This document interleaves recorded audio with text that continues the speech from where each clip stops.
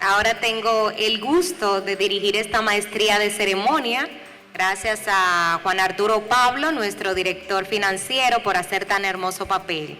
Mi nombre es Angie Pérez y soy la coordinadora de comunicaciones en Nido para Ángeles. Estimado público, agradecemos sinceramente su presencia y su compromiso con este espacio de capacitación e intercambio que busca establecer un nuevo estándar regional. Quiero agradecer a nuestros patrocinadores, quienes nos han colaborado para que esta actividad sea todo un éxito. Agradecemos profundamente a nuestros principales aliados, como la Universidad UNFU, al Consejo Nacional de la Discapacidad CONADIS, Humano de Corazón, Grupo Mayen, a la Organización de Estados Iberoamericanos, OEI, Fundación IQTech, además de otros colaboradores como Café Santo Domingo, Baldón, Fuera de la Caja, Body Shop, Óptica López, Farmacias GBC y Suerox. Reanudamos nuestra jornada con un tema de vital importancia para garantizar la dignidad y los derechos de las personas con discapacidad, alineado con nuestro enfoque en políticas públicas inclusivas. Presentamos a continuación el panel de expertos titulado Justicia Social y Políticas Públicas, un eje vital para las personas con discapacidad. Les recordamos que colocamos este código QR en muchas de las carpetas para que puedan realizar sus preguntas y al mismo tiempo lo tenemos aquí en pantalla para que puedan ir enviando sus preguntas a medida que se va desarrollando el panel y de hecho pueden señalar a quién va dirigida su pregunta. Para concluir esta importante conversación y garantizar que abordemos todos los ángulos de este tema social, contamos con una voz autorizada en el ámbito de la comunicación y en análisis social en nuestro país. Tenemos el honor de presentar a la experimentada comunicadora y periodista Diulca Pérez, quien asumirá el rol de conductora y moderadora de nuestro panel. Su trayectoria y su profundo conocimiento de la realidad dominicana serán fundamentales para guiar esta reflexión. Un fuerte aplauso para recibir a la señora Diulca Pérez.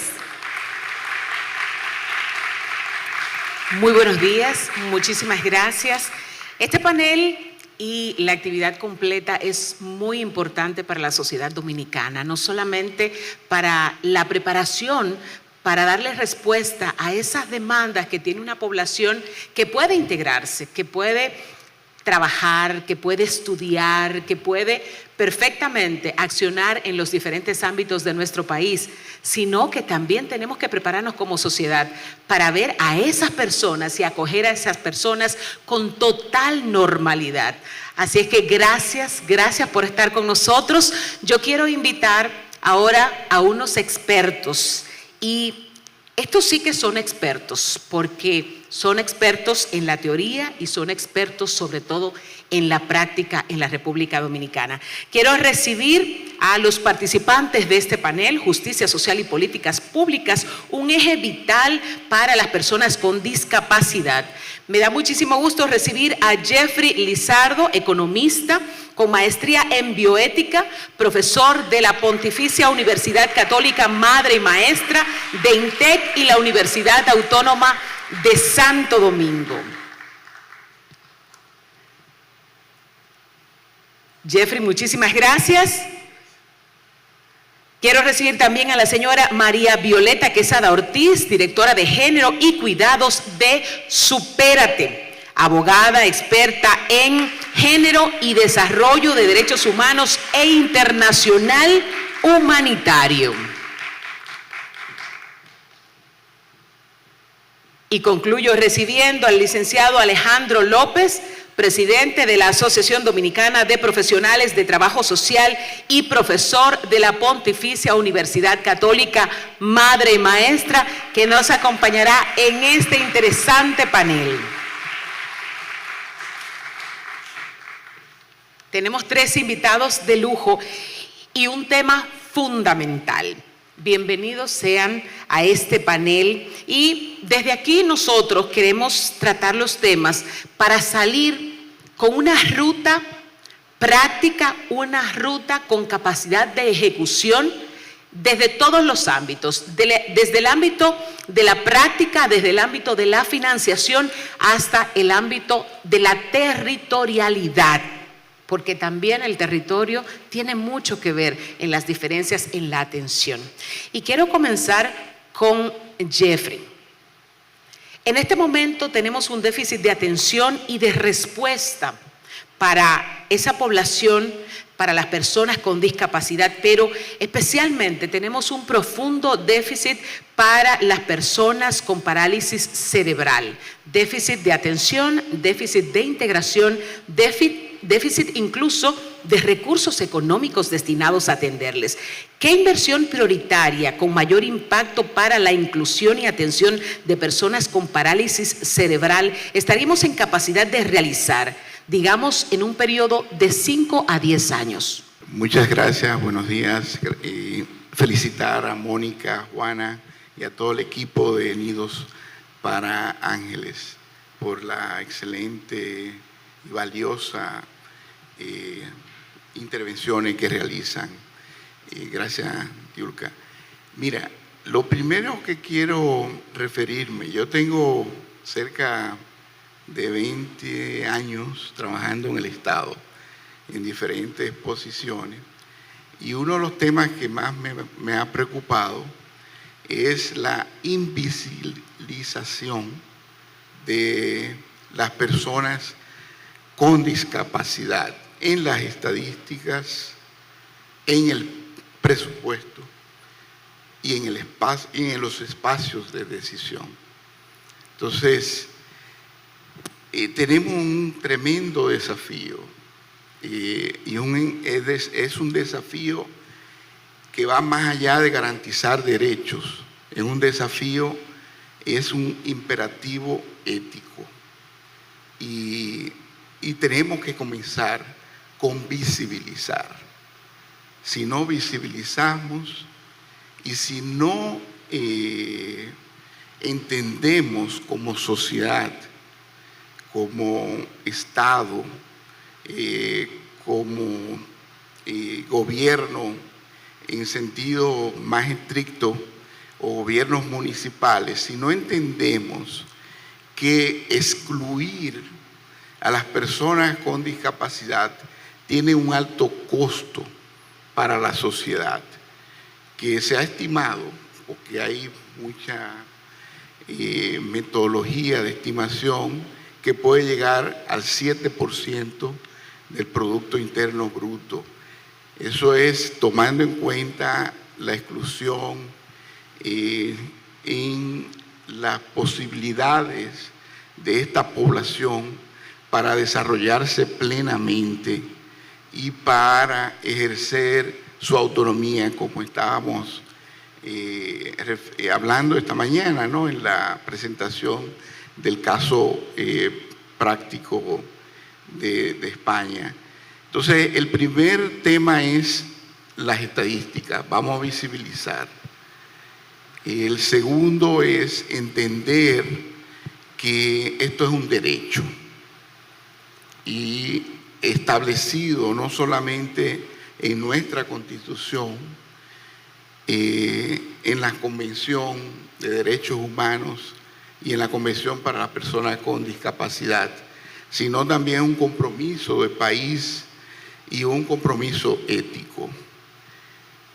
Y una vez con la visibilización, empezar a mejorar los esfuerzos que ya el gobierno está canalizando. Hay muchos esfuerzos dispersos a nivel de políticas públicas.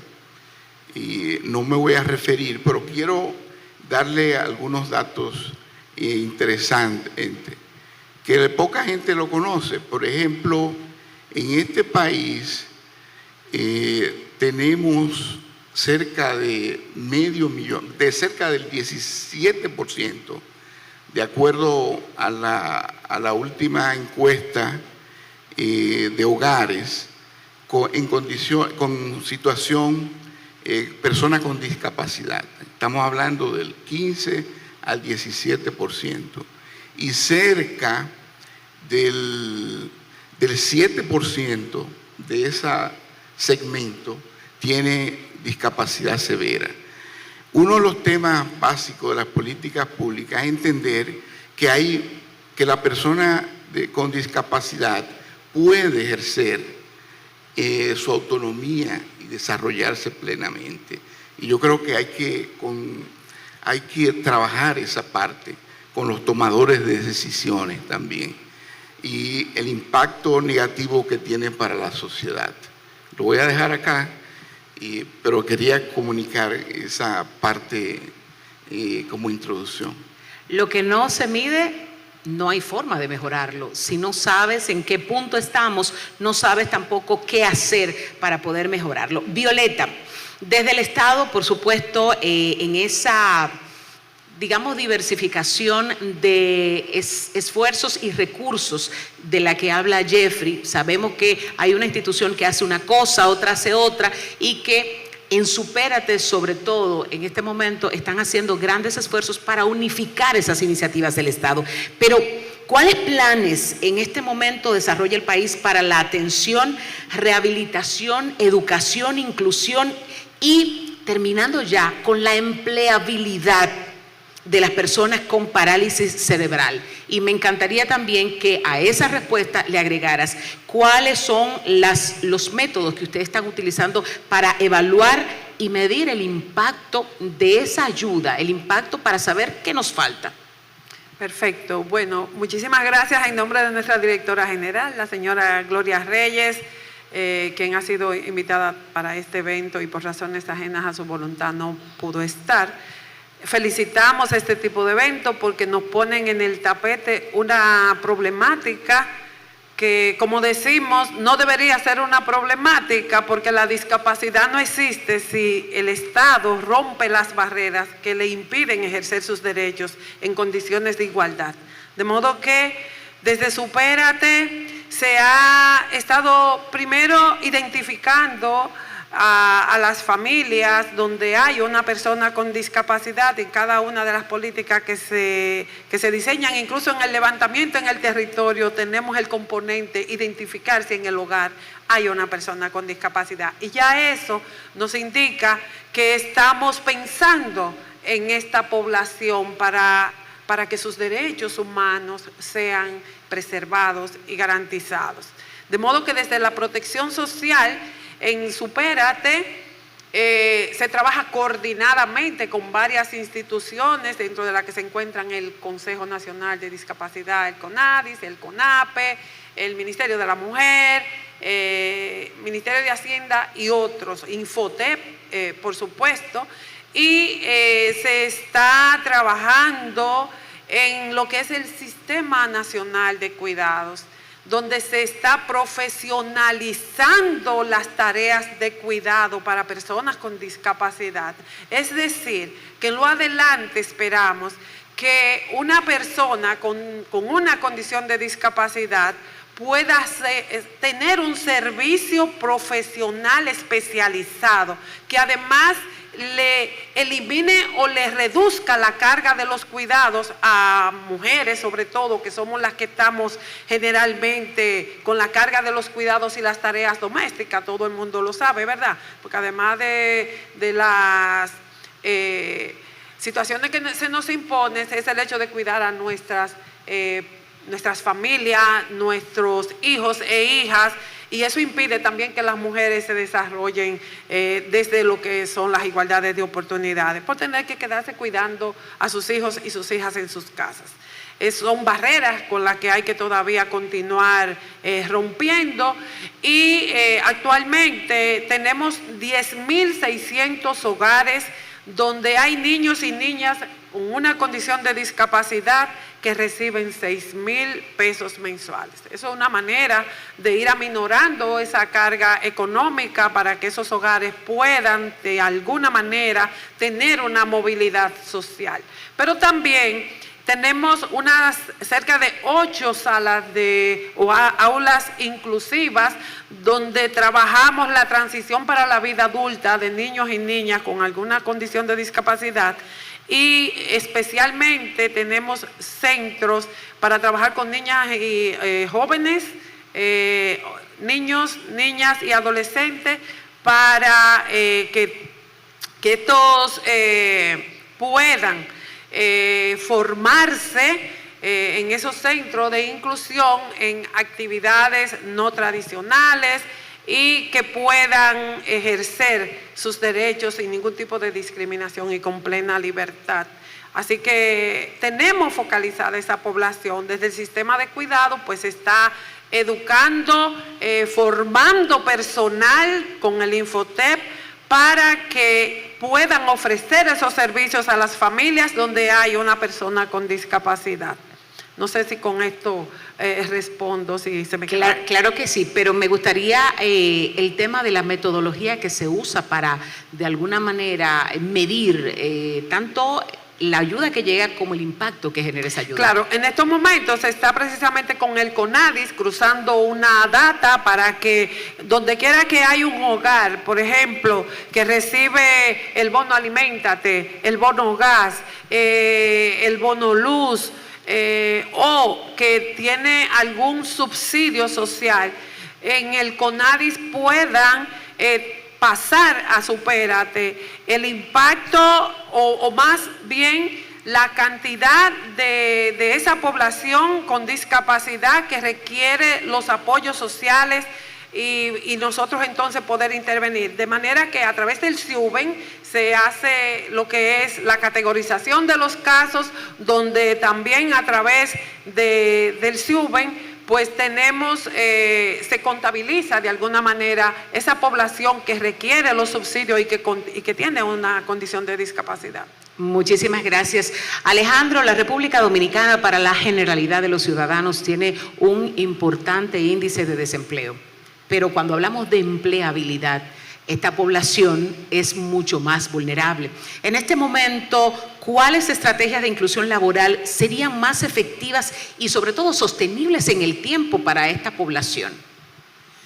Bien, buenos días. Muchísimas gracias por invitarme a este espacio a compartir tanto con Jeffrey como con la compañera de Supérate. De verdad que también felicitar a Mónica por esta iniciativa de todos los años poder tener este espacio que ayuda también a posicionar y visibilizar el tema de la parálisis cerebral y sobre todo el tema de la discapacidad, donde constantemente es un segmento que se invisibiliza, y estos son espacios que ayudan a poder colocarlo en la agenda nacional y sobre todo a que los tomadores de decisiones puedan tener un rol vital y de inclusión en la agenda pública y sobre todo en el presupuesto, porque a veces hablamos mucho, pero al final, ¿qué pasa con el presupuesto?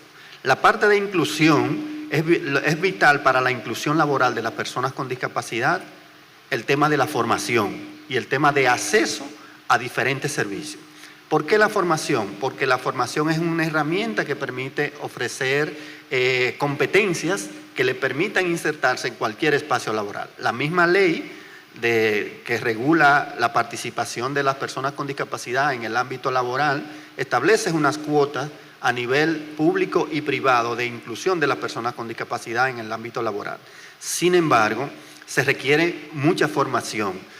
Yo participé de un proyecto de la Agencia Española de Cooperación que buscaba precisamente la inclusión de las personas con discapacidad en el mercado laboral, y uno de los grandes desafíos para poder colocarlo tiene que ver con las competencias, porque evidentemente que en una empresa donde tú vayas a desempeñar un rol es importante tener esa cualidad y por tanto la formación es fundamental, y creo que parte de lo que se está trabajando tanto desde el CONADIS como desde Supérate y desde otras instancias, focalizando programas y proyectos que vayan enfocados mucho a esa parte de poder generar competencia, y desde las instituciones de la sociedad civil que están abordando estos temas también trabajar ese tema de la competencia, y esto trasciende a las personas con discapacidad, incluso también a las familias de las personas con discapacidad. Un estudio que yo tuve la oportunidad de realizar en la Universidad Autónoma de Santo Domingo daba cuenta que una de las grandes desafíos y las grandes tensiones que se generan en los hogares tiene que ver por el componente económico, porque muchas veces no tienen la posibilidad de cubrir el costo que implica el cuidado y la atención de una persona con discapacidad. Y de ahí la importancia que ese círculo del entorno familiar junto con la persona con discapacidad pues puedan tener la facilidad de ingresar a programas y de recibir una formación que le permita entonces poder de manera formal incluirse en el mercado laboral y poder entonces de allí cubrir muchas de esas necesidades que se tienen. Desde el trabajo social esta parte es clave, es fundamental. Los trabajadores sociales y las trabajadoras sociales es fundamental que trabajemos toda la parte de articulación de diferentes servicios que desde el Estado se ofrecen.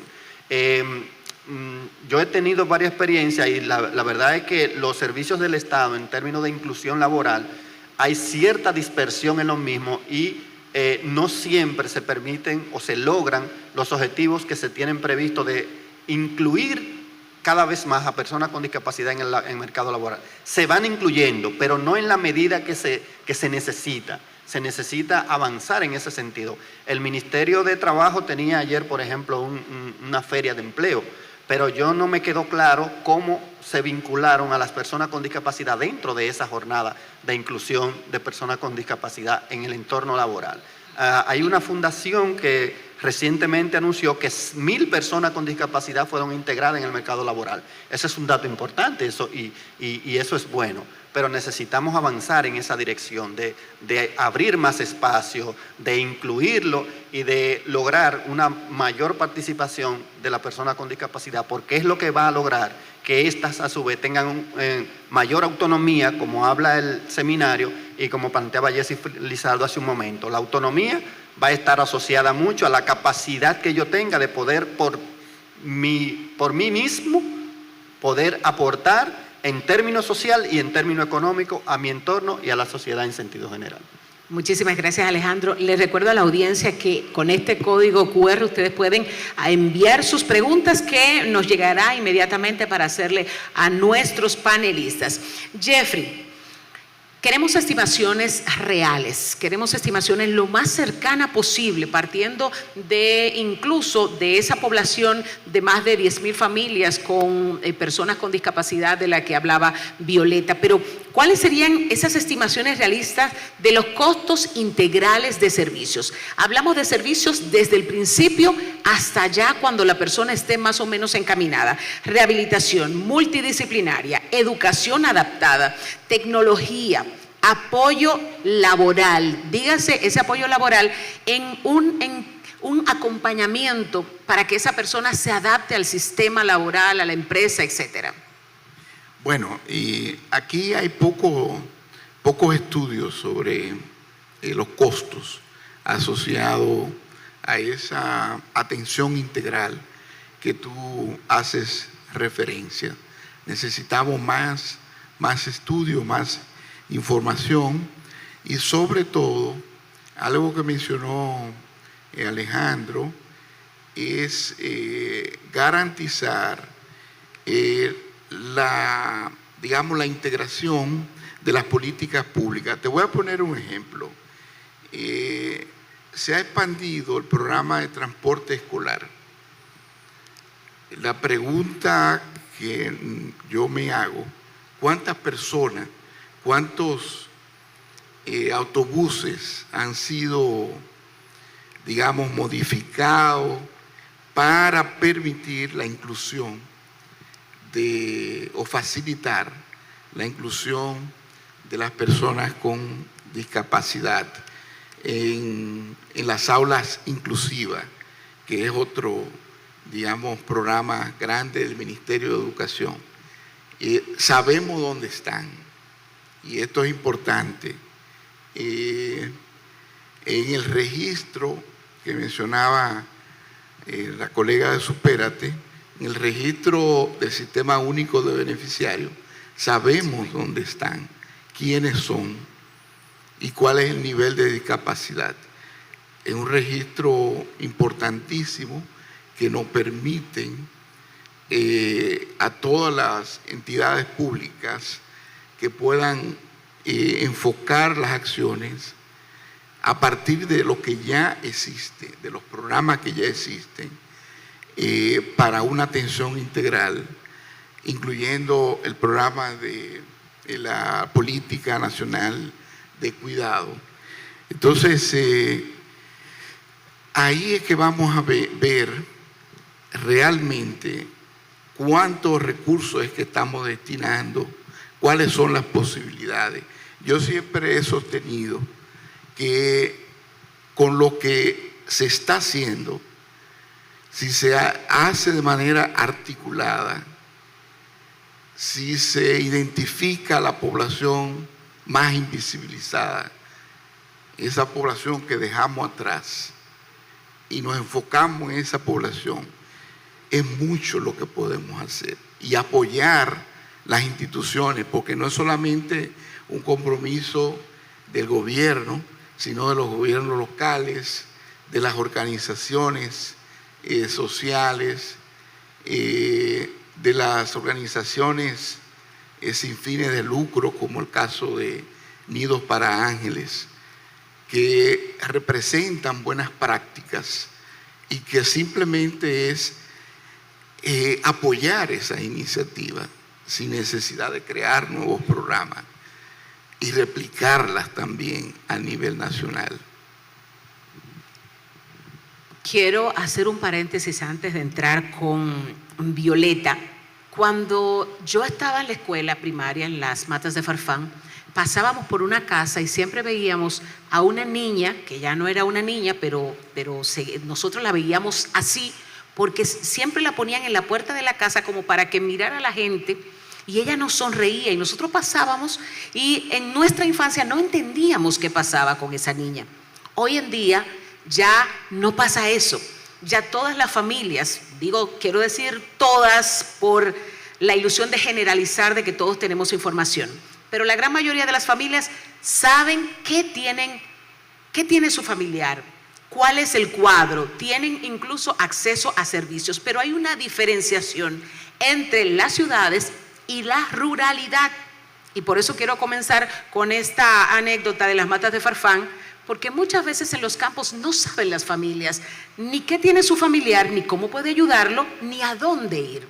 Entonces, hablemos, Violeta, de esa diferencia en ruralidad y las ciudades. Los estándares mínimos de servicios, ¿hay de alguna manera un punto de partida, un escalamiento para saber, porque no todos los pacientes, no todos los jóvenes, las jóvenes con estas discapacidades tienen el mismo nivel? Así es. Bueno, en Supérate tenemos una experiencia bien interesante.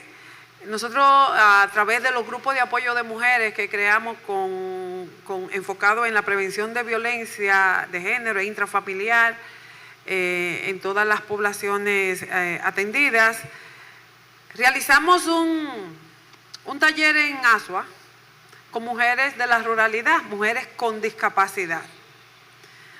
Y voy a hacer esta anécdota para que entendamos hasta dónde se hace necesario que podamos mirar a esta población y atenderla. Yo sé que no hemos logrado donde necesitamos llegar, que hace unas 3 o 4 décadas atrás el tema discapacidad no era un tema de fácil discusión, conversación, y lo vemos a través de las infraestructuras que existen en este país. O sea, aquí ni siquiera una madre con un bebé se le hace fácil andar en un coche por una acera. Así que hay muchas cosas que tenemos que seguir trabajando y mejorando para garantizar la dignidad de las personas.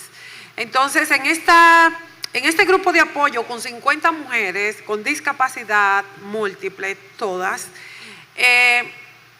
nos enfocamos en trabajar un manifiesto de demanda de la población de mujeres con discapacidad. Y digamos que cuando una mujer es afectada por una discapacidad, es la misma manera en que muchas personas con discapacidad también reciben esa afectación.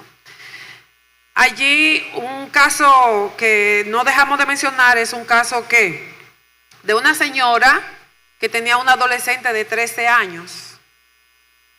Y para la señora tiene sus extremidades muy cortas y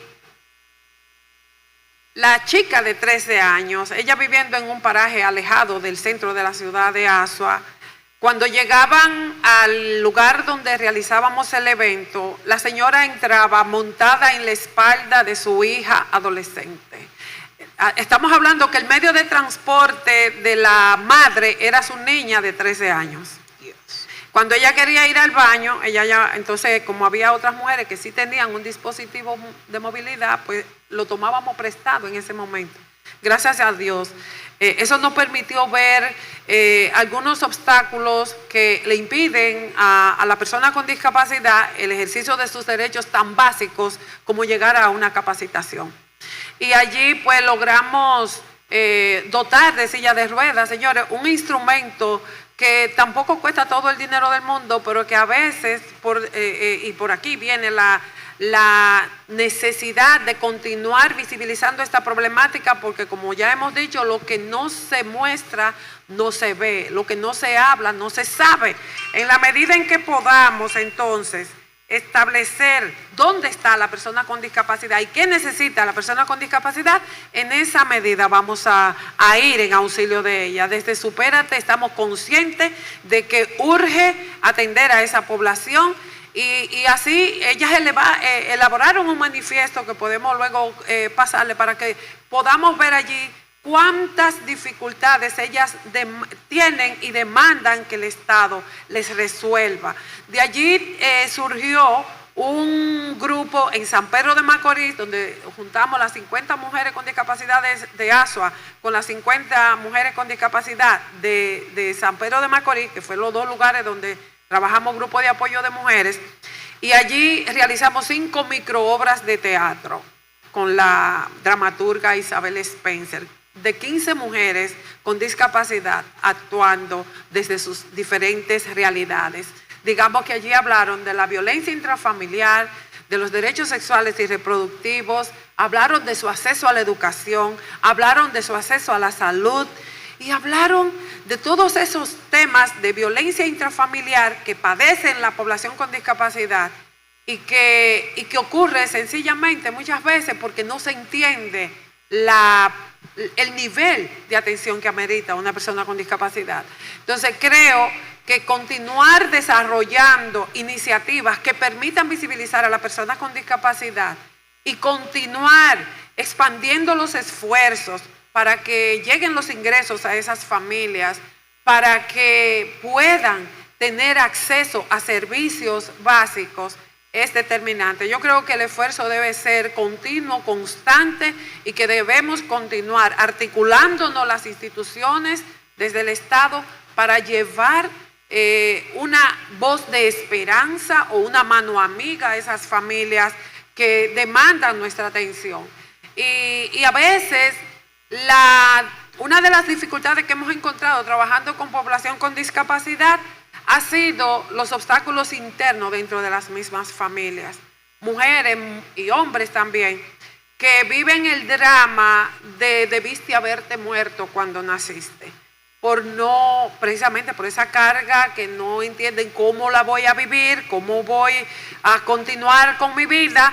Y aquí yo le doy el 100 al Sistema Nacional de Cuidado, que viene a profesionalizar cuidadoras y cuidadores para atender a esas personas con discapacidad y personas adultas mayores, que hoy día podemos decir, y aquí doy un dato importante, que tenemos 1.700 personas cuidadoras, que en el 2025 se proyecta que 500 personas sean contratadas para atender a 1.100 personas adultas mayores. Entonces yo creo que vamos avanzando y que debemos continuar en ese sentido.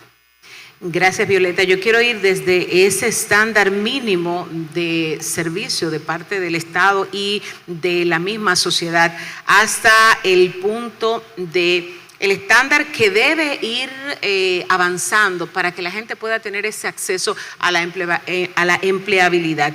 Alejandro, tiene mucho que ver no solamente el Estado, no solamente el tema de las finanzas, tiene también que ver una sociedad que mira a esas personas como diferentes, que hace que esas personas se sientan distintas cuando van a un puesto de trabajo. Entonces, cambio cultural ese trabajo con el sector público, pero también con el sector privado, hacia donde también queremos que esas personas lleguen a ocupar espacios. ¿Cómo trabajamos en esa dirección? Bien, retomando esa pregunta con tu pregunta inicial de la metodología, desde la Organización Mundial de la Salud y algo que también acogemos desde el trabajo social, necesitamos cambiar el enfoque de ver a las personas con discapacidad, pasar de un enfoque médico, que vemos muchas veces a la persona con discapacidad como un enfermo, a un enfoque social, que tiene que ver cómo esa persona interactúa socialmente con su entorno. Algo que se mencionaba hace un momento, decíamos, las principales barreras que podemos ver de manera visible son las arquitectónicas. Ese espacio, en una acera aquí en la ciudad, hay muy pocas aceras que tienen rampa para el desplazamiento de la persona. Los ayuntamientos no están asumiendo su rol ni su responsabilidad con viabilizar espacios públicos que sean de fácil acceso para las personas con discapacidad. Y en este caso, muchas veces discapacidad física. Cuando se trata de una discapacidad, en este caso como parálisis cerebral, es más complejo garantizar los espacios y el desplazamiento, y como decía la presentación de esta mañana, el tema del transporte, o sea, cómo adaptar los espacios de movilidad de las personas con discapacidad en todo su entorno. También cambiar el imaginario social que tenemos sobre las personas con discapacidad. O sea, cuando vemos una persona con discapacidad, posiblemente nos podemos encontrar con algo como que nos sorprende, que nos alarma, cuando se supone que es una persona con todos los derechos que de manera ciudadana le corresponde a una persona en un Estado de Derecho. Y de ahí la importancia que el Estado tenga que asumir el compromiso. Tú decías en un momento que hay accesibilidad y servicio. Hay servicio y accesibilidad, pero no para todos. Yo no sé cuánto espacio, por ejemplo, le solicitan a Mónica, que ella no puede ofrecerlo porque no tiene recursos. Entonces, no hay suficiente acceso a los servicios. Mónica quisiera tener 500, 600, pero su capacidad económica y la capacidad del personal no se lo permite. Y ahí el Estado tiene que jugar un rol importante, asignando recursos. Por ejemplo, a través de Supérate se pueden establecer acuerdos de colaboración con Nido para Ángeles para que iniciativas como esas se puedan trabajar, que sí, ojalá lo existiera, pero como no conozco el contexto, pero se pueden trabajar, y otras instituciones. Entonces, el imaginario social es importante, es clave. O sea, otro aspecto dentro de los enfoques que hay que trabajar es el enfoque de participación. O sea, no podemos ver a la persona como alguien que está pasivo participando. Es importante escuchar a las personas con discapacidad, a sus familias, para poder entender la dinámica familiar y para poder desde ahí poder diseñar estrategias que lo involucren a ellos. Hablamos mucho en los enfoques metodológicos de integrar a la familia y la comunidad. Y una pregunta que se me quedó aquí en mis notas que quería hacer en la presentación pasada es cuáles son esos modelos que desde la fundación que presentó esta mañana tienen para garantizar la participación de la familia. Porque es muy frecuente y hablamos desde arriba abajo, la participación de la familia. Sí, pero ¿dónde están los mecanismos que se están generando para que ellos participen?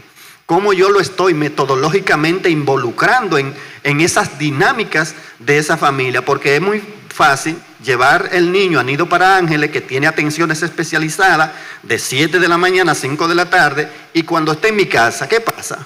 Yo tengo esas capacidades de poder responder a una demanda de esa persona con discapacidad, en este caso parálisis cerebral. Entonces, la familia también necesita un abordaje estratégico. A nivel comunitario necesitamos ese acompañamiento, necesitamos ese seguimiento, porque a nivel social existe un estigma de no entender o no comprender la situación de las personas con discapacidad. Y desde el trabajo social, los trabajadores sociales jugamos un rol estratégico para vincular y acompañar a las familias, vincular los servicios interinstitucionales del Estado con la familia que tienen personas con discapacidad. Ahí está el tema de la salud, el tema de la educación, el tema de los servicios, el tema de los mismos subsidios. Muchas veces hay familias que tienen personas con discapacidad que no saben que Supérate o que Conadi tiene un programa que lo apoya y no lo conocen. ¿Por qué? Porque no se difunde, porque sencillamente a veces las personas no tienen uso de tecnología para poder conocer cuáles son los diferentes programas, y el rol del trabajador social ahí es precisamente eso. Familia, venga, y yo hago un diagnóstico de la familia, veo que no tiene tarjeta Supérate, veo que no tiene ningún tipo de subsidio, y yo entonces canalizo con esa familia desde el trabajo social cómo se pueden incorporar a esos programas que existen y que van a beneficiar a esas familias. Muchísimas gracias, Alejandro. Esta última pregunta de mi parte, porque vamos a pasar no solamente a dos actores que están aquí y que conocen en carne propia todo lo que significa tener esa discapacidad en la República Dominicana, sino que también vamos a pasar a las preguntas que nos envían a través del código QR. Pero quiero dejar esta pregunta que es sobre todo para Jeffrey, pero yo quiero que desde su particularidad ustedes también la respondan. ¿Cómo podemos diseñar y financiar programas, independientemente de lo que tenemos? ¿Cómo podemos diseñar, financiar programas de educación inclusiva y formación profesional para personas con parálisis cerebral? Sobre todo porque esas personas nosotros tenemos que verla hasta el punto de cuando una persona se retira, que cuenta con su pensión o cuenta, ¿con qué contarán esas personas? Entonces, ese diseño, ese presupuesto, esa vida que de alguna manera tiene que estar planificada, ¿cómo podemos comenzar, Jeffrey? Partiendo incluso desde las finanzas públicas. Lo primero es, debemos hacer un registro de quiénes son, dónde están y cuáles son las condiciones de vulnerabilidad, cuáles son las condiciones en términos particulares de esta población. Entonces, con el registro es fácil hacerlo, porque existe el registro social universal de hogares del SUBEN, y en ese registro están las personas con discapacidad. Simplemente a este registro ponerle nombre. ¿Quiénes tienen parálisis cerebral? ¿No? Primero el registro, que es una buena práctica en muchos países. Por ejemplo, Chile tiene un registro nacional de personas con discapacidad. Segundo, tenemos que hacer un inventario de todas esas políticas, programas, intervenciones que existen a nivel nacional en todos los ámbitos, y cómo esas políticas, intervenciones, programas pueden aportar hacia la inclusión y garantizar la autonomía de esta población en todo el ciclo de vida, ¿no? Porque te voy a poner ejemplo. SENASA, donde estoy ahora, Seguro Nacional de Salud, trabaja con protección social en salud. ¿Cómo desde SENASA garantizamos la protección social en salud de esta población? ¿Qué hace falta? ¿Qué no está cubierto? ¿Cómo podemos cerrar esas brechas?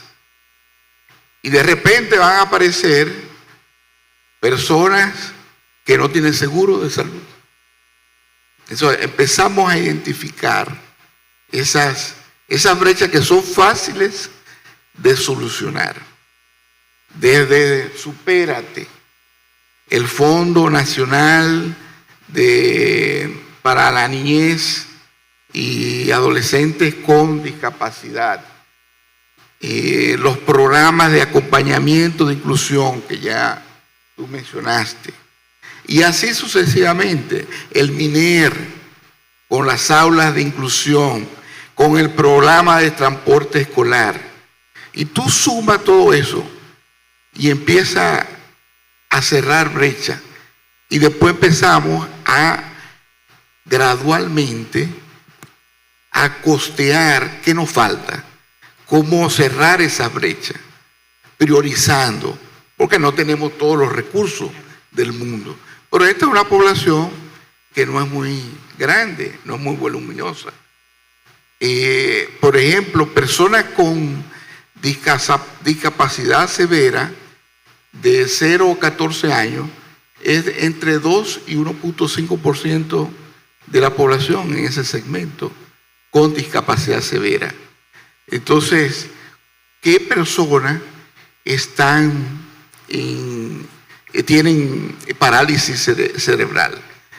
Entonces, a partir de ahí, esa es la sugerencia mía, comenzar por lo sencillo, por lo más fácil, porque eso lo que va a hacer es generar las sinergias necesarias y que hoy tenemos tanta fragmentación, tantos programas, y ir cerrando esas brechas.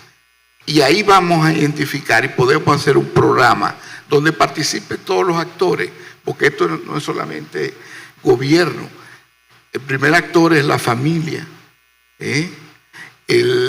las comunidades, crear espacios, mesas de articulación, mesas en todos los niveles, como las mesas de cuidado, que es una buena práctica. Vamos a comenzar. Las organizaciones como Unidos para Ángeles, que tienen el contacto directo con esa población. Exactamente. Vamos a iniciar y vamos a ir cerrando las brechas gradualmente, porque si lo hacemos de la manera contraria, y ya va con esto cierro, que es, yo necesito 100, 200 millones de pesos para esta población, van a mirar para otro lado. Si lo hacemos desde abajo, desde lo que hay, desde ese registro sencillo, tú vas a ver que vamos a ir cerrando la brecha. Violeta. Ese es mi mensaje.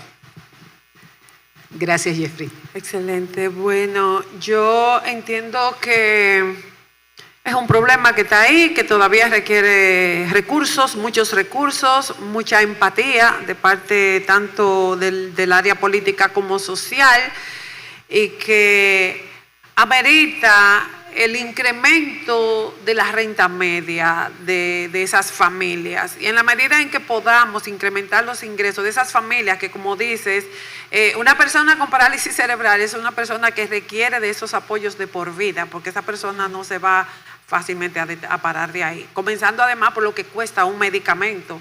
Reciente hicimos una actividad en la escuela, en el Centro Educativo de Personas con Discapacidad que está ahí en la Escuela Nacional de Ciegos, y veíamos la cantidad de madres de escasos recursos buscando un medicamento, que no tienen ni con qué comer, pero necesitan darle el medicamento al niño porque el niño se estrella permanentemente contra la pared, y hasta que no le dan el medicamento el niño se sigue estrellando contra la pared. Y el medicamento cuesta 7,000 pesos. Y es un medicamento que hay que dárselo recurrentemente. Entonces, esa familia hay que incrementarle el medio de ingresos. Y en la medida en que logremos eso, vamos a tener entonces un Producto Interno Bruto más robusto. Vamos a tener también la ampliación de la capacidad de consumo de esa familia, y vamos a tener también el incremento de los ingresos de esa población, de esa ciudadanía que tiene un pariente con discapacidad y que va a poder transitar desde esa movilidad social que implica contar con los recursos necesarios para satisfacer sus necesidades tan básicas como comprar el medicamento que necesita esa familia, porque aquí no solamente se trata de darle comida, de darle una silla de ruedas, es que hay otras cosas a las que hay que atender en ese caso específico de la parálisis a las que hacen referencia. De modo que los modelos económicos, tristemente, como decíamos, desde hace décadas este no era un tema que entraba en los presupuestos.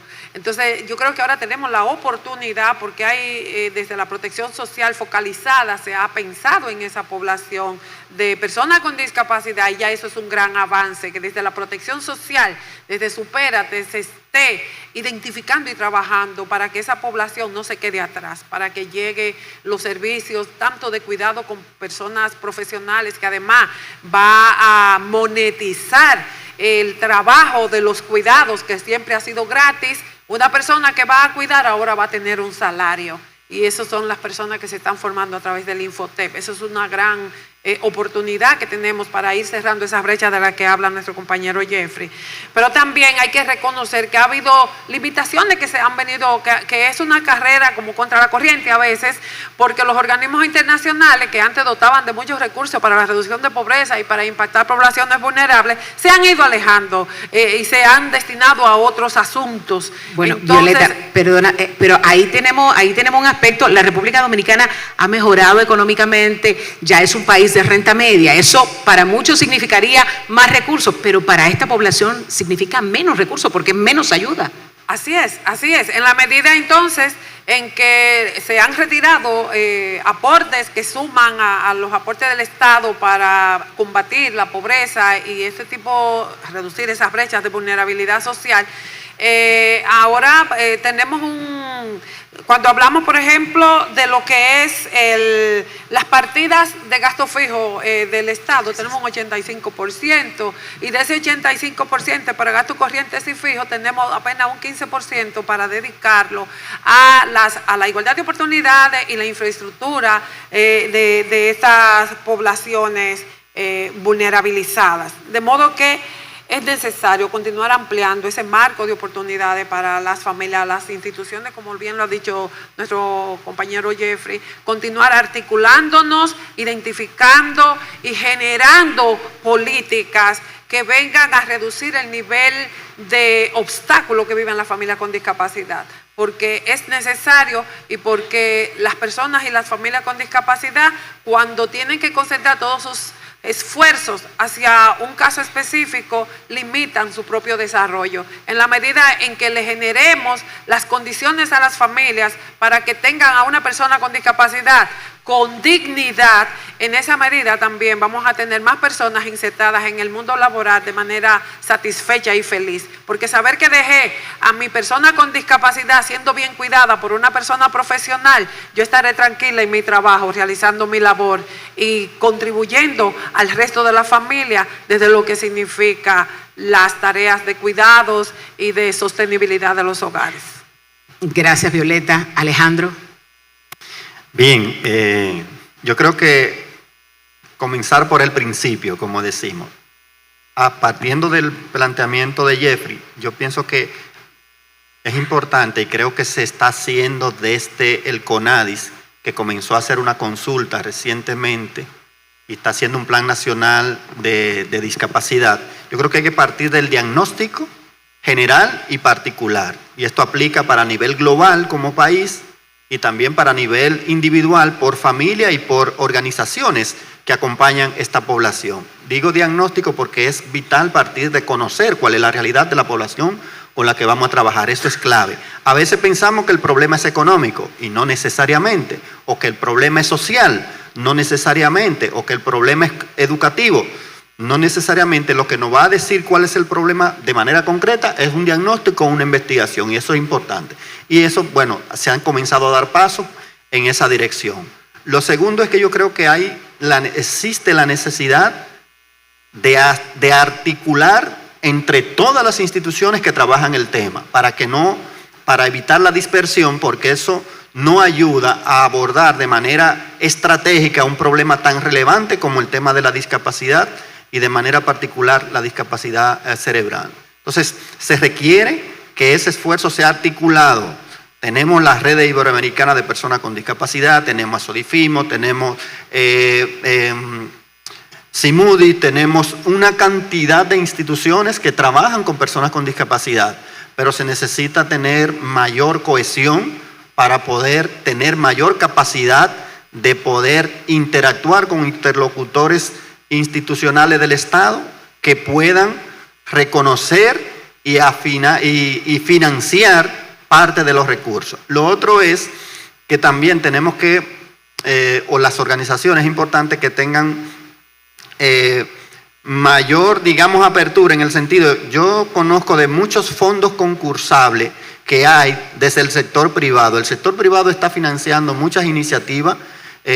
Una de ellas, por ejemplo, es el banco de la asociación, la la Asociación Cibao, que tiene un fondo concursables todos los años, donde hay recursos disponibles para presentar proyectos, y aquí los trabajadores sociales, los especialistas en el área social pueden diseñar proyectos desde las instituciones para aplicar a esos fondos. Están los fondos del Instituto de Fomento a las Organizaciones sin fines de lucro, están los fondos de la cooperación internacional, que aunque se han disminuido, pero siguen financiando, y es importante estar atentos como a ello. Lo otro es hacer alianzas entre instituciones. Es más fácil que si Nido para Ángel y otras instituciones se presentan de manera unificada, tengan mucho más posibilidad de acceder a financiamiento tanto del Estado como de la cooperación internacional. Lo otro es que tenemos que trabajar la parte de la especialización de la formación. Hay muchas instituciones de la sociedad civil que entienden que una persona haciendo un voluntariado va a hacer un trabajo. El voluntariado es bueno, es importante, ayuda muchísimo, pero necesitamos profesionales ofreciendo servicios profesionales. No podemos tener un trabajador social voluntario, necesitamos un trabajador social profesional, graduado en la universidad y con especialidad en áreas específicas.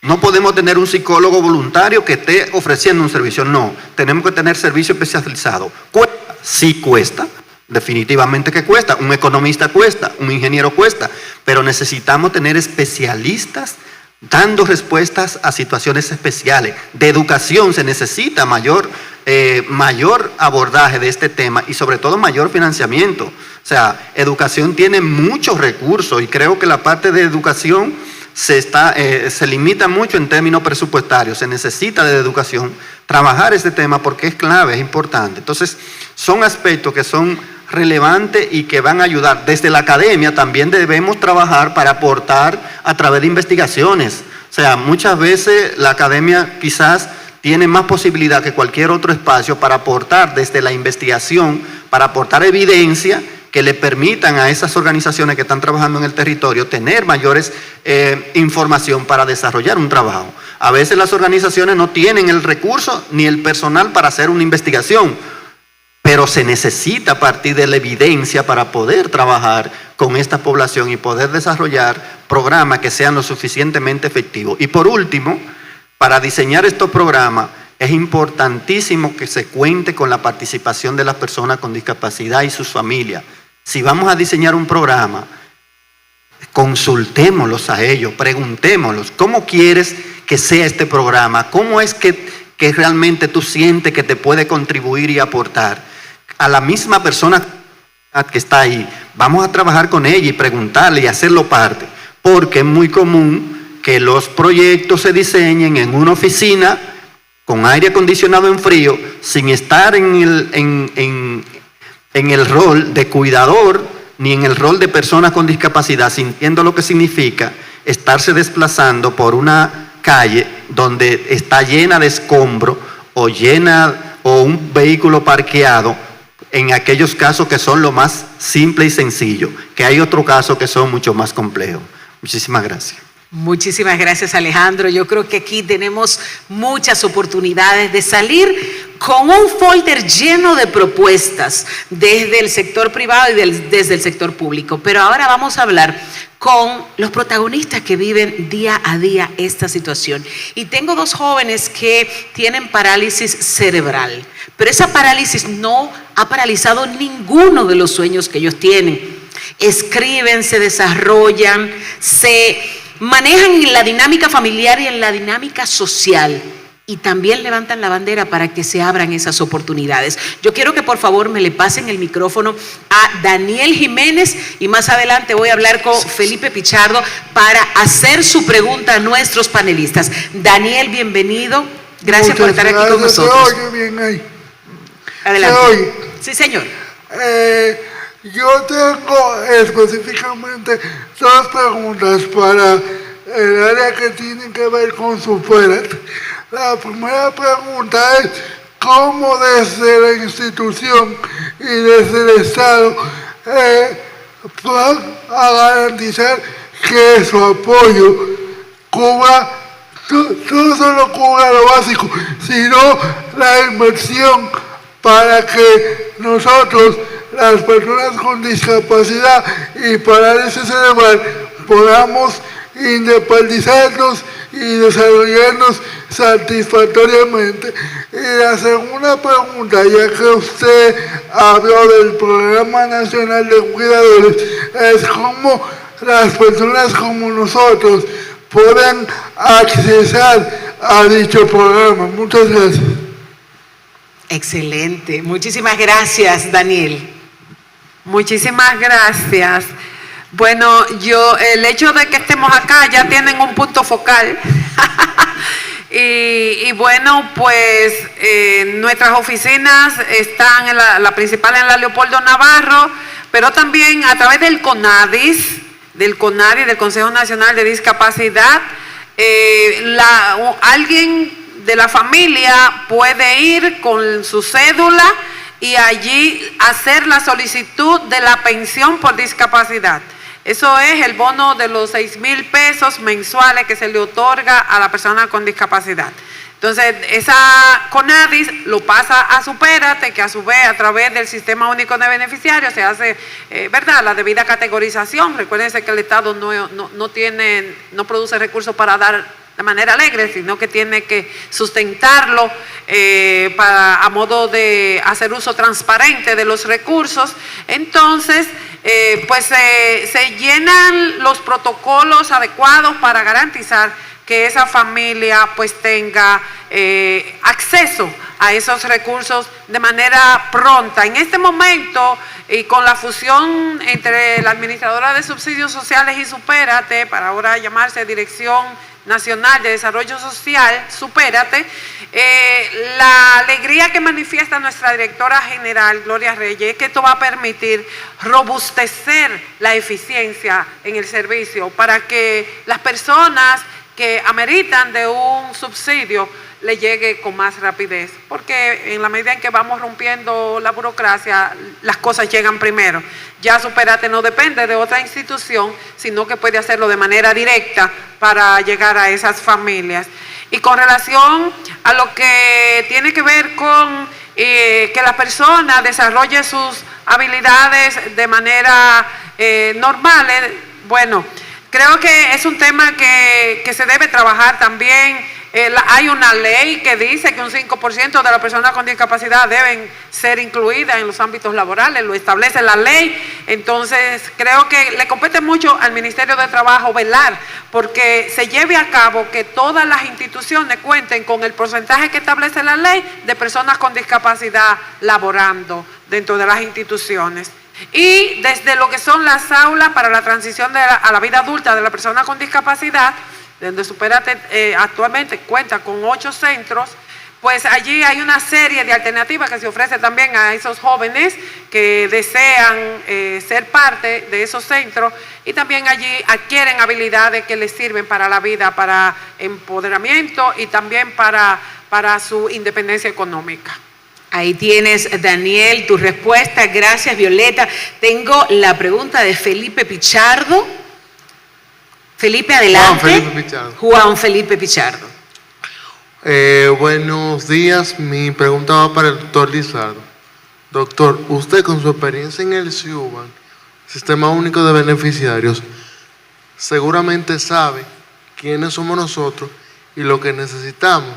Entonces, usted debe saber también que a medida la ayuda social que se nos da a nosotros, a medida es visto como un gasto y no como una inversión que nos ayuda a crecer y avanzar. Entonces mi pregunta es la siguiente: ¿qué se puede hacer desde el gobierno para que esto no pase y la ayuda que se nos da a nosotros sea vista y medida como una inversión del país que nos pueda ayudar a nosotros a ser entes más productivos? Muy buena pregunta. Jeffrey, te la pusieron. Muy buena pregunta. Enfatizo de nuevo el tema de visibilizar, de costear, de integrar las políticas públicas en todos los niveles. Por ejemplo, y voy a partir de todas lo que Violeta acaba de mencionar, del fondo para la persona con discapacidad. Ese fondo debe estar articulado con las otras iniciativas de Supérate, o sea, que no se quede como, y no solamente de Supérate, de las otras entidades públicas, garantizando derechos de manera integral. Y esa es la clave, Juan Felipe, ¿no? Esa es la clave. Si no lo vemos así, vamos a estar siempre con muchos programas fragmentados, pequeñitos también, porque el fondo no garantiza una renta mínima, no es un piso social. O sea, es una buena iniciativa, pero tenemos que a partir de ahí seguir mejorando, porque normalmente, y es a los políticos, y no hablo en sentido general, le gusta mucho tener muchas iniciativas que llegue a mucha gente, pero pequeñita y de poco impacto. Entonces, y peor todavía si no están articuladas, son muchas iniciativas fragmentadas. Yo creo que tenemos una gran oportunidad a partir de la política nacional de cuidado, a través de la política de inclusión, desde Supérate y otras entidades, para garantizar esa integralidad que Alejandro ha mencionado e identificar las brechas. Tengo preguntas del público que nos han llegado a través del código QR. ¿Cómo podemos concientizar a las instituciones públicas a adoptar más prácticas inclusivas? En la mayoría de las instituciones basta con rampas y nada más. Bueno, aquí hay muchas leyes y a veces el problema no son las leyes. El problema es hacer bien lo que estamos haciendo. Y tener esa claridad, esa direccionalidad. Pero yo creo que Alejandro desde fuera puede responder esta pregunta. Alejandro, mejor. por favor. ¿Cómo podemos? ¿Cómo podemos concientizar a las instituciones públicas y ya yo asumo también las instituciones privadas a adoptar más prácticas inclusivas? Porque la mayoría de las instituciones hace rampas y piensa que ya lo resolvió todo.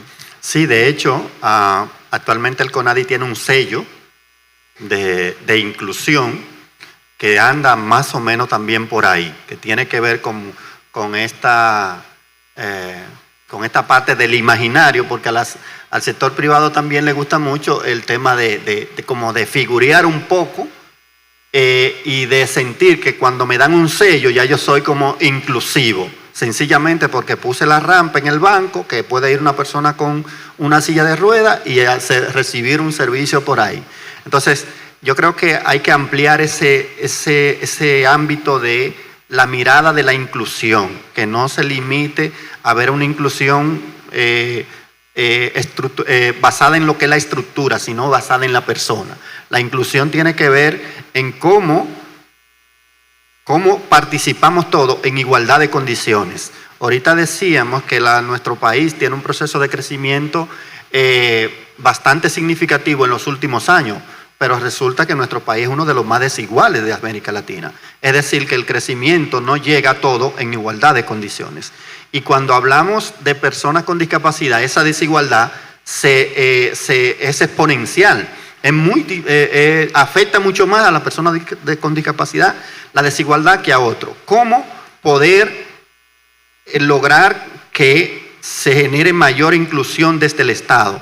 Yo pienso que hay que partir de generar un empoderamiento social sobre los marcos legales. Es una herramienta clave que tenemos que muchas veces no conocemos. Y a veces, como decía Jeffrey, a los mismos políticos no les interesa mucho que lo conozcan. ¿Por qué? Porque el marco legal es la herramienta poderosa que garantiza derechos. Pero ese derecho no va a estar garantizado solo porque esté en una ley. Esa ley tiene que traducirse. Esta mañana la chica de la fundación, me pareció interesante, como ella decía, nosotros adaptamos la ley a la comunidad, al centro y a los estudiantes de manera específica. Fíjate cómo la ley se aterriza en el ciudadano. Entonces, los programas y las intervenciones y los modelos de intervención son lo que van a aterrizar esa ley. Nosotros tenemos muchos marcos legales, desde la Constitución, la misma ley de integración de personas con discapacidad y inclusive en impuestos internos también hay aspectos que a las empresas que contratan personas con discapacidad se le exoneran los impuestos que tienen que pagar. Es decir, que tenemos un conjunto de herramientas legales que ayudan. Necesitamos también que esto, acompañado con las instituciones como CONADIS y con las demás instituciones, a través de las mesas que mencionábamos ahorita, se puedan articular para hacer cabildeo con las instituciones para que se puedan implementar y garantizar que esas leyes se cumplan, porque si no, son letras muertas y al final de cuentas no van a ayudar. Lo otro es conocer, por ejemplo, la ley 176-03 tiene el mecanismo de presupuesto participativo. Es una herramienta legal que las instituciones y las comunidades pueden acceder a fondos para iniciativas y para proyectos. Es una herramienta importante que se puede utilizar, pero hay que conocerla también y hay que involucrar a las direcciones de inclusión social de los ayuntamientos para que en coordinación con las instituciones pues, puedan participar. Hay que seguir concientizando. Espacios como este, como el que está haciendo Unidos para Ángeles, es un mecanismo de dar a conocer, de dar a difundir y de generar mayor visibilidad para que se puedan generar mayor inclusión. También yo pienso que formalizar de manera institucional algunos mecanismos. Por ejemplo, en Supérate debería haber una dirección de trabajar con personas con discapacidad, para llamarlo de alguna forma. Algunos van a decir, bueno, pero vamos a seguir creando más empleo y dividiendo más. Bueno, siempre que esto implique garantizar derechos y tener una cercanía con las personas, yo creo que vale la pena, porque los políticos se dan el lujo de tener muchísimas botellas en el gobierno, cobrando sin trabajar. Es mejor tener un departamento específico en una institución que pueda ofrecer un servicio que realmente le garanticen los derechos a los ciudadanos. Estas preguntas yo creo que van directamente a Violeta y quiero, estas dos, quiero hacer la junta. Pregunta, ¿a qué recursos puede acceder esta familia con una ayuda de 6,000 pesos para mejorar su calidad de vida? Y la otra, ¿qué tiempo de espera existe luego de la detección de la discapacidad para adquirir los beneficios de los programas? Lo primero es que la persona con alguna condición de discapacidad debe ser diagnosticada. Debe haber asistido a un centro de salud que diagnostique esa discapacidad, ¿verdad? Y obtener ese certificado que con el apoyo también de CONADIS pueden tener información al respecto. Entonces, una vez que tiene la certificación, ese es el requisito principal para poder acceder a los beneficios del fondo para el bono a personas con discapacidad. Ese sería el primer elemento. Lo del tiempo va a depender. En la práctica lo que hemos visto es que las personas se demoran mucho en el tema de la certificación. Entendamos que estamos rompiendo con una cultura donde la discapacidad tampoco se diagnosticaba. Tú nacías con una persona, tenía una discapacidad y nadie como que se ocupaba de entender el tema médico, porque si ciertamente no lo vemos como una persona enferma, pero para tú decirme que tiene una discapacidad, tiene que demostrarlo. Definitivamente, y más en el Estado, para tú acceder a recursos, debemos saber a quién le estamos dando esos recursos. Vuelvo al tema de la transparencia. Entonces, es vital que la persona sea diagnosticada, que tenga su certificado, su diagnóstico de que tiene una condición de discapacidad X. Y aquí les invito a que se acerquen al CONADIS para obtener esa información. Cualquier pariente de la familia puede ir sin ninguna dificultad. Eso del tiempo no lo manejo yo, porque hay todo un proceso que viene emanado de allí, que pasa por lo que el tiempo de la solicitud. Recuérdense que hay una población muy grande de personas con discapacidad. Las necesidades siempre van a ser infinitas y los recursos muy limitados. Eso siempre hay que tenerlo presente, y que cuando se categorizan a través del Sistema Único de Beneficiarios es por orden de prioridad también, de acuerdo al nivel de gravedad de la situación, entran en un nivel de prioridad. Lo de los 6,000 pesos, me imagino que es una queja de que es poco para mejorar la calidad de vida. Es muy poco, como dije ahorita, nada más el medicamento cuesta 7,000. Un medicamento cualquiera para una persona con una condición de discapacidad. La silla de ruedas, más de 10,000 pesos. Entonces, esa silla de ruedas, cada cierto tiempo hay que cambiarle herramientas, hay que hacerle una serie de cosas. Lo mismo pasa con los bastones, con los andadores, todo eso se va desgastando, porque hay que pensar que hay unos instrumentos particulares que necesita la persona con discapacidad, y algunos necesitan una cama diferente también, necesitan un espacio dentro de la casa diferente. Y aquí sí tengo que decir que tenemos un gran desafío para mejorar las condiciones de vida de las personas con discapacidad, porque no solamente implica los 6,000 pesos, no solamente implica un dispositivo, es además que dentro de tu hogar, y estos hogares que viven en extrema pobreza, les puedo decir que apenas una persona, hay muchos hogares que apenas una persona con todas sus facultades en óptimas condiciones, les es imposible movilizarse con libertad dentro de ciertos hogares por los múltiples obstáculos que encierran esas viviendas de personas de extrema pobreza. Entonces, el desafío es muy, muy grande, y la necesidad de continuar ampliando los márgenes de beneficio para esa población siguen siendo urgentes y necesarios.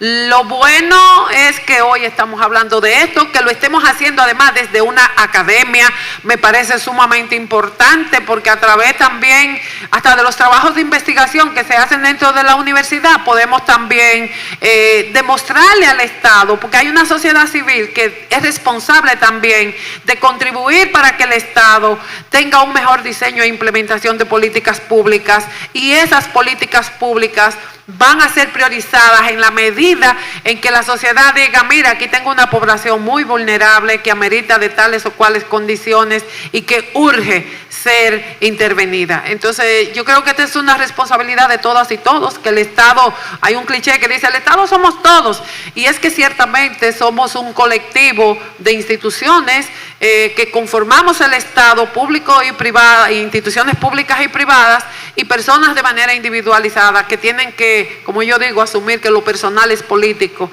y que debemos poner nuestro interés del lado de la vulnerabilidad, porque a la medida en que podamos derribar las barreras de la discapacidad, podremos hablar de que somos iguales todas y todos, y que las personas con discapacidad son personas, son seres humanos con las mismas oportunidades y con los mismos privilegios que el resto. Muchísimas gracias. Rapidito, oportunidad para 2 preguntas. ¿Existe algún tipo de servicio de ayuda psicológica o algún programa para las familias cuidadoras de las personas con discapacidad?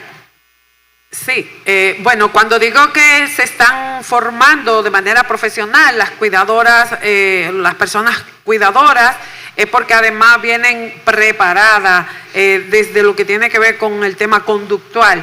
Y en Supérate tenemos no solamente Supérate, salud pública, y nosotros tenemos en el marco de alianza con salud pública también acceso al Servicio Nacional de Salud también, que en cada hospital, y esto es bueno que lo sepamos, en cada hospital hay un departamento de salud emocional y conductual al que tenemos acceso todas y todos. Entonces existe, no exclusivamente desde Supérate, pero el Estado cuenta con herramientas, y además hay una línea de atención a la salud mental en salud pública que funciona hasta las 12 de la noche, me parece. Entonces, acceder a esas herramientas, porque también recuérdense que hay alertas y hay situaciones de crisis que se dan dentro de un hogar con personas con alguna discapacidad, y hay que saber a quién llamar.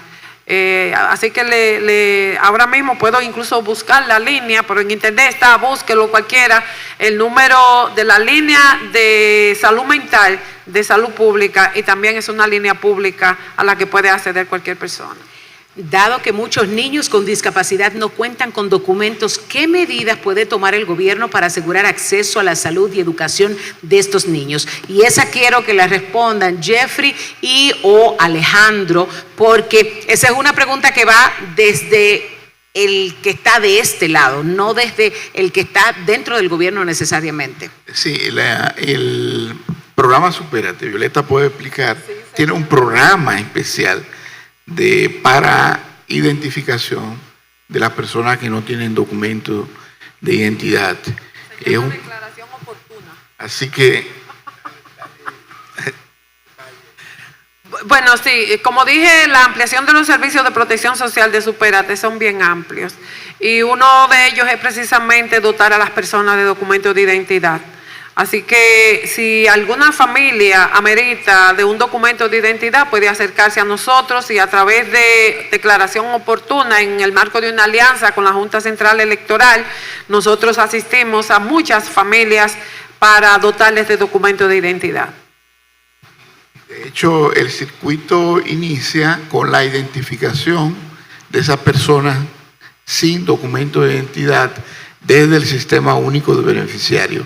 Esa información va a Supérate y Supérate se encarga de ese acompañamiento, porque no es tan fácil. Hay una nueva ley de registro civil que ha aligerado, pero es un poco burocrático el proceso, y por eso necesita ese acompañamiento y esa articulación con la Junta Central Electoral, y también creo que con la Suprema Corte o el Poder Electoral. Ok, el Tribunal Electoral. Claro, hay que hacer una salvedad en ese caso. Un niño sin documentos regularmente porque tiene padres sin documentos, y padres sin documentos es porque hay abuelos que tampoco tienen documentos. Entonces hay que hacer una trazabilidad demasiado intensa. Entonces también la gente tiene que saber que es muy complicado. Entonces, el primer paso, entonces ya tenemos la respuesta. El primer paso, dirigirse a Supérate. Supérate ya entonces hará esa trazabilidad para ver desde dónde comenzamos el proceso. Sí, así es, así es. Pueden enviar recuérdense que CONADIS, como doliente directo de la persona con una condición de discapacidad, también pueden, a través de ellos y en esta relación estrecha que tiene Supérate con CONADIS, para quienes se les haga más fácil, también pueden requerirlo a través de CONADIS, y CONADIS también articulará con nosotros. Pero ciertamente estamos a través de, antes se llamaba Identifícate, a partir de la fusión se llama declaración oportuna, y sí, es un proceso de acompañamiento y apoyo que se ofrece a las familias que lo ameritan. Alejandro.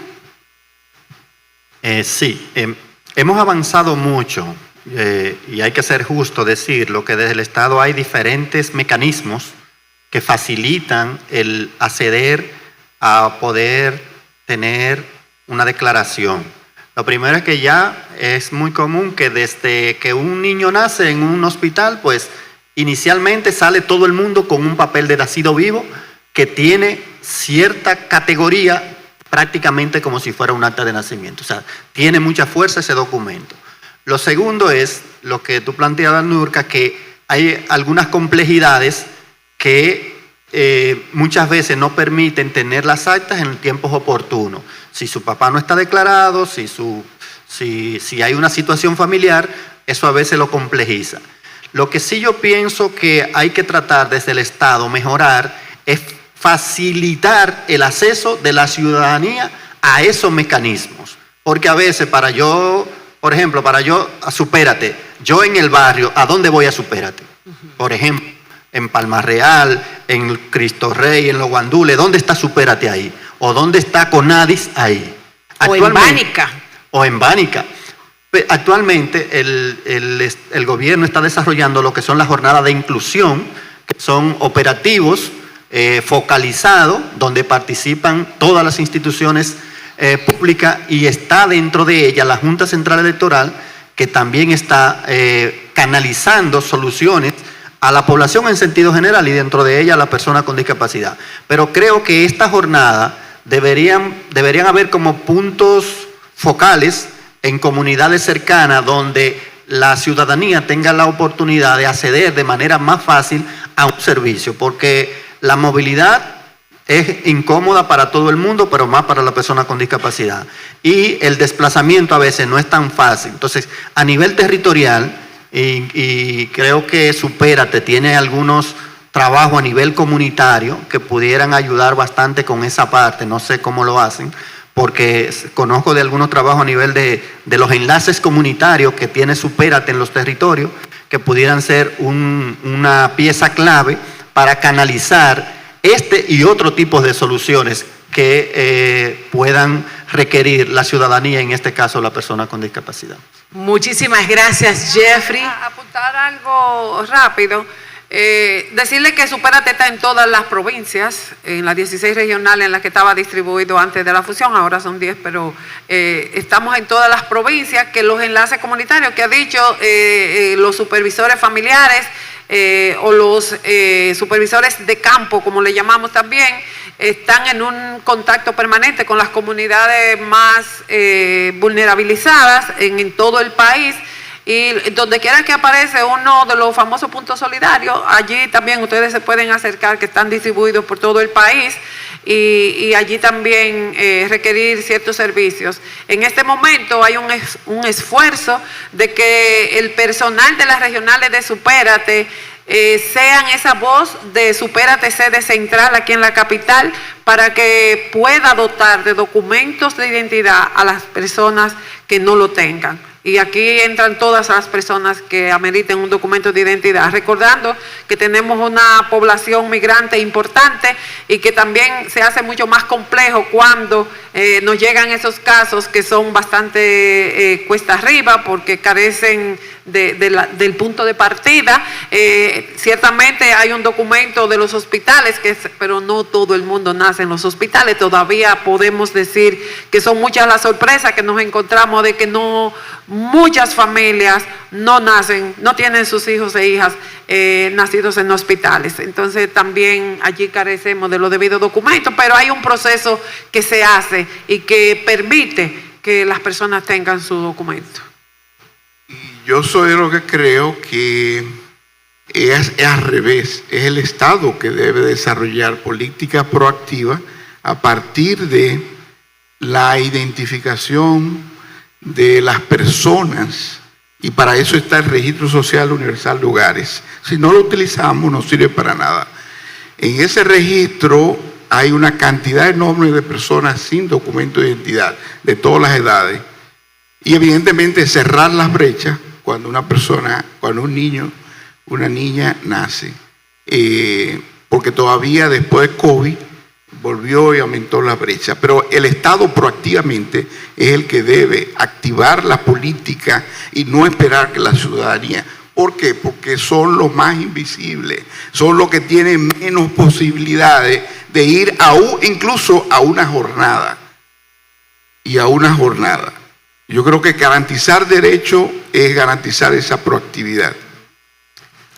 Bueno, sí. No, totalmente. Yo siempre digo que las políticas públicas son las que deben estar cerca de la gente, no la gente cerca de las políticas públicas.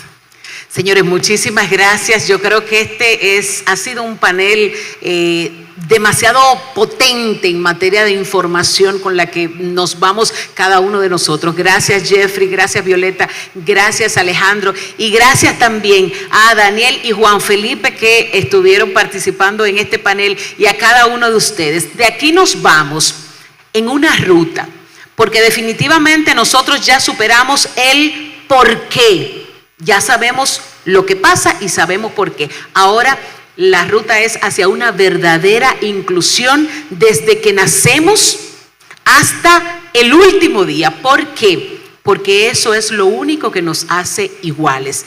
las oportunidades que tenemos durante toda la vida, y ojalá sigamos sembrando. De aquí nos vamos con apuntes importantísimos, porque Nido para Ángeles no solamente tiene muchos años abriendo este espacio para que la gente pueda tener oportunidad de acceder a servicios importantes para su desarrollo, sino también visibilizar y hacer que sea natural ver a una persona con discapacidad trabajando, estudiando y desarrollándose en nuestra sociedad. Señores, muchísimas gracias. Gracias a la gente de Nido para Ángeles, ese equipazo encabezado por nuestra querida Mónica. Gracias a todos. Ojalá y esta jornada, que todavía no termina, siga dejándonos una muy buena lección, y que vayamos a nuestras casas dispuestos a seguir reproduciendo el buen mensaje de la inclusión, pero esa inclusión total y absoluta en la República Dominicana. Muchísimas gracias. Muchas gracias. Fuerte el aplauso para este panel tan excelente. Vamos a aprovechar para ellos ahí tirarse una fotico.